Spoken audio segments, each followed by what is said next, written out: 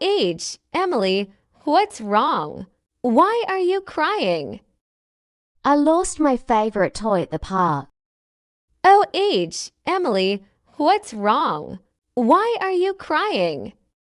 I lost my favorite toy at the park.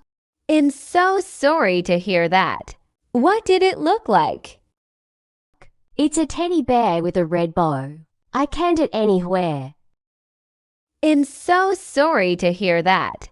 What did it look like? It's a teddy bear with a red bow.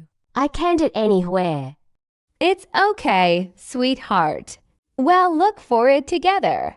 Maybe we can find it. But what if it's gone forever?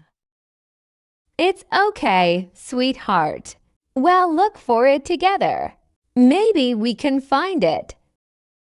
But what if it's gone forever?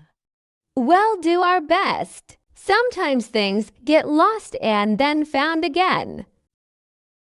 I really love that teddy bear. We'll do our best. Sometimes things get lost and then found again. I really love that teddy bear.